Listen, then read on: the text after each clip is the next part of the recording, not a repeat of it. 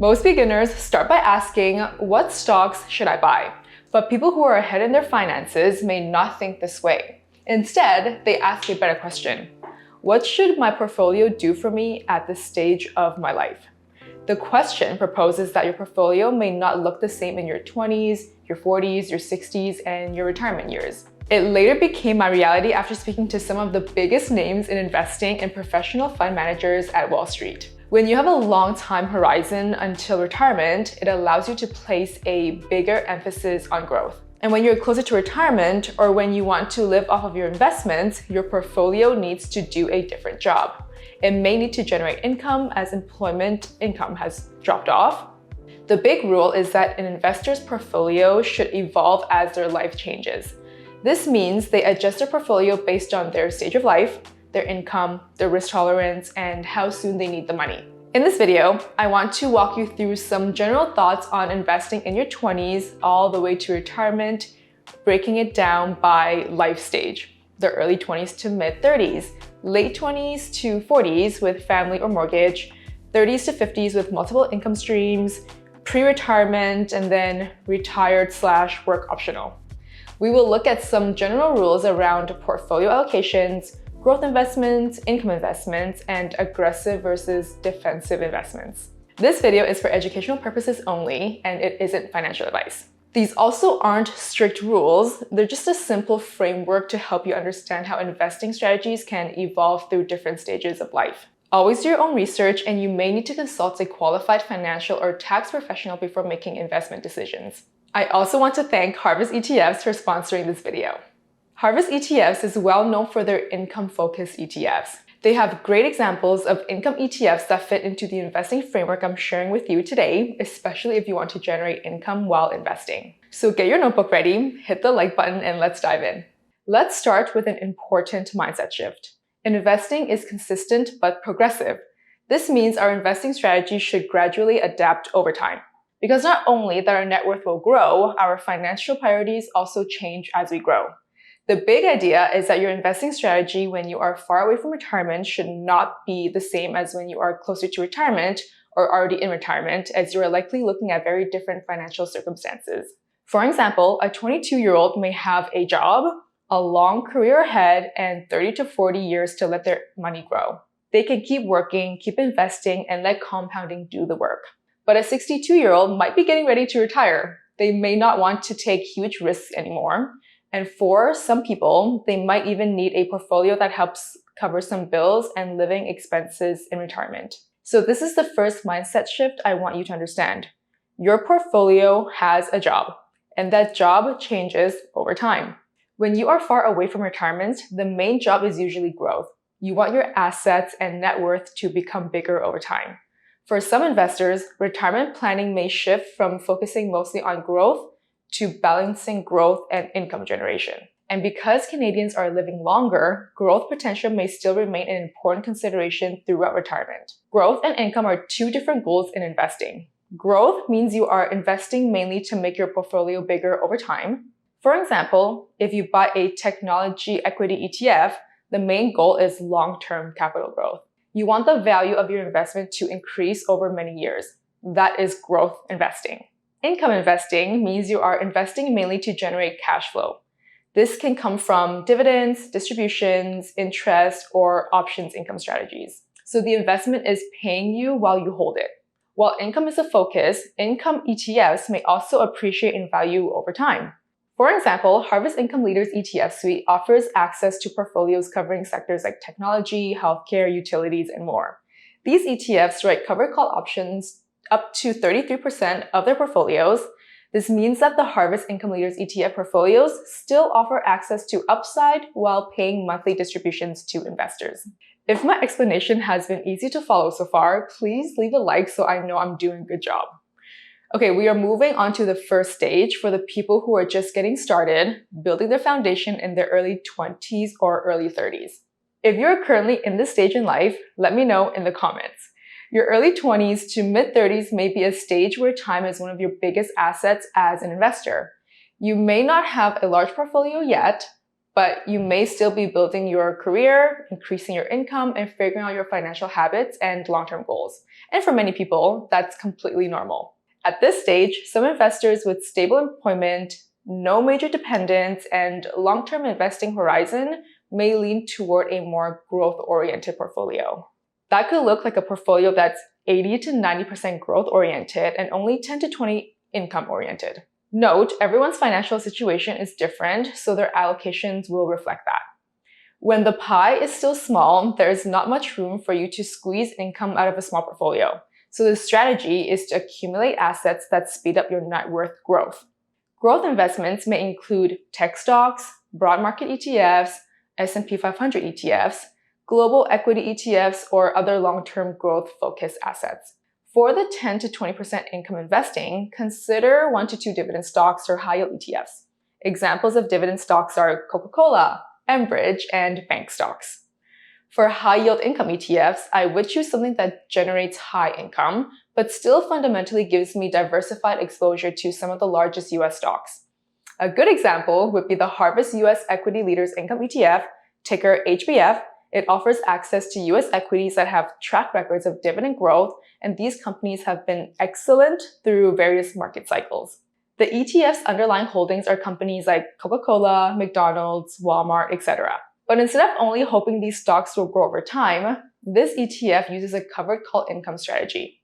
A covered call strategy is a way for ETF managers to generate extra income from the stocks they already hold exposure to. That income can then be paid out to investors as monthly distributions. So for someone who wants exposure to large US companies, but also wants monthly income, an ETF like HHIS can be one example to research.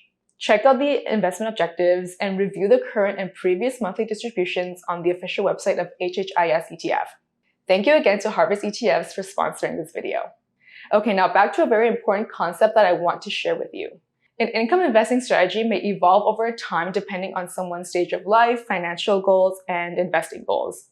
Some investors may look toward income ETFs to help generate monthly cash flow within their portfolios, while others may prefer individual dividend-paying companies, including well-established businesses, sometimes referred to as dividend kings. And if you're in your 20s or 30s, don't feel discouraged if your portfolio still feels small. For many investors, this stage is less about having a massive portfolio today and more about building consistent investing habits and long-term discipline. One of the most valuable things you may be giving your future self is time in the market. The next stage is where life gets more expensive due to starting a family or mortgage for a house. The demographic spans from people in their late 20s to their 40s. Maybe you're paying a higher rent as you need a larger living space. Maybe you are saving for a home. Maybe you already have a mortgage. Maybe you are saving for your newborn. Or maybe you have established the habit of investing and are trying to max out your TFSA. You want to contribute to your RSP, you want to pay off debt, and still enjoy your life a little bit. Guys, I am currently in my late 20s, so I resonate with the challenges. So at this stage, I still want my portfolio to be focused on growth because retirement is still decades away. But I may also want a little more income and stability because my financial responsibilities are a little heavier now. So I personally want to shift my portfolio to follow this ratio: 70 to 80% growth, 20 to 30% income. Again, this is just a starting point, and my personal asset allocation strategy is based on my finances and risk appetite and tolerance level. It's not a rule. The growth side is still very important. You still want broad market ETFs, equity ETFs, and long-term growth assets helping your portfolio grow. Because you still have many more years until retirement, time is still your best capital. But the income side can start becoming more useful when life gets expensive at this stage. Dividend ETFs or income ETFs can give you some regular cash flow. I personally reinvest all of my dividends back into the stocks and ETFs that I'm holding, but you can also move this investing income into your first home savings account or pay off any debt or loan. At this stage, most of us are dealing with multiple layers of expenses, so it's equally important to have multiple sources of income. Having a salary is not enough, so getting the dividends from income investing helps, and consider building a side hustle too. I have previously made a video sharing realistic passive income ideas that are actually passive, which means if I still have to work for money after the initial setup, I don't call it passive income. Just comment passive income down below if you need realistic passive income ideas, and I'll send the link to you. Now let's move into the stage where your financial life becomes a little more stable. This could be your 30s to 50s. So you have reached a stable spot thanks to the businesses that you've built or additional sources of income that are now paying you consistently. Or maybe you have simply been investing for long enough that your portfolio has grown to a significant value with at least 6 figures in assets.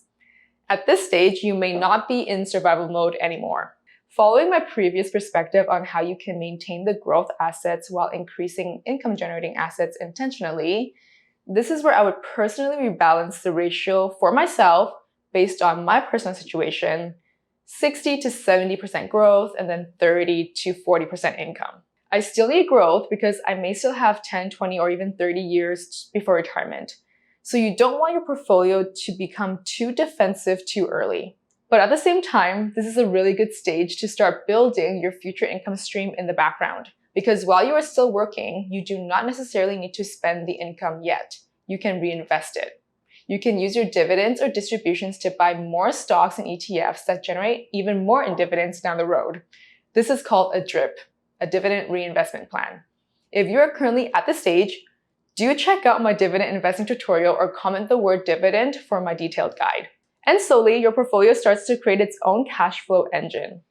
At this stage, you need to understand that the salary from your job is not your wealth, but what you invest in using the cash you've earned will contribute to your future retirement income. So in this stage, my goal is not to go 100% growth or 100% income. My goal is to keep growing my wealth while quietly building a future income stream at the same time. Moving into your 50s and 60s, many investors begin entering what could be considered a pre-retirement stage. At this point, retirement may no longer feel far away, which may lead some investors to focus more on balancing long-term growth and stability and income generation. Earlier in life, some investors may be more comfortable taking on more market volatility because they may have a longer time horizon to recover from downturns. But as retirement gets closer, preserving wealth and reducing portfolio volatility may become a larger consideration. For some investors, this stage may involve gradually shifting toward a more balanced mix between growth-oriented and income-oriented investments. The goal may be to continue growing wealth while also building income streams that could support future retirement needs. Because retirement can last decades for many Canadians, growth may still remain an important part of the conversation alongside stability and income generation. At this stage, many investors may focus on protecting what they've built while still maintaining long-term growth potential within their portfolio. So if you are in this stage, I would really start asking, how much income do I need for my portfolio? How much volatility can I emotionally handle? And if the market drops right before I retire, do I have enough stable assets to avoid panic selling? These questions become much more important as you get closer to retirement. Into the final stage, retirement, or what I like to call the work optional stage. This is the stage where your portfolio is no longer just something you're building. Now your portfolio may need to help pay the bills. You may not have a regular paycheck or any form of employment income anymore. Or maybe you still work, but you want the freedom to choose how much work you do. So at this stage, I would personally balance the ratio for myself when I get there to generate income that can support my lifestyle. So 20 to 40% growth, 60 to 80% income. Again, not a strict rule, but why I like this is because when I retire, I might still need some growth. Retirement can last 20, 30, or even more years, which means my money still needs to keep up with inflation as groceries and necessities will become more expensive. So I don't believe retirement means you should hold zero growth assets, but most of my portfolio may now tilt more toward income and lower volatility. At this stage of life, some investors may begin prioritizing investments that can help generate more consistent cash flow to support everyday expenses or supplement employment income in retirement. Because of this, some retirees may focus more on lower volatility or income-generating assets as part of their overall portfolio strategy. Retirement also does not necessarily mean fully cashing on investments all at once. For some investors, the transition may involve gradually building income streams while still maintaining some long-term growth exposure within their portfolio.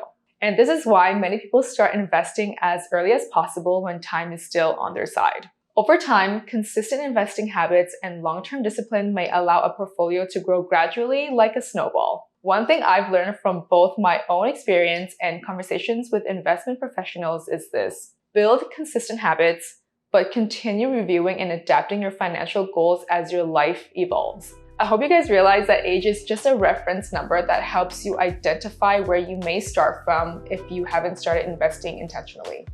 Understanding your current financial health is what truly decides whether you should be more aggressive or more defensive. Click this video over here to get a full guide for how to assess your financial health and start investing intentionally. See you in the next video.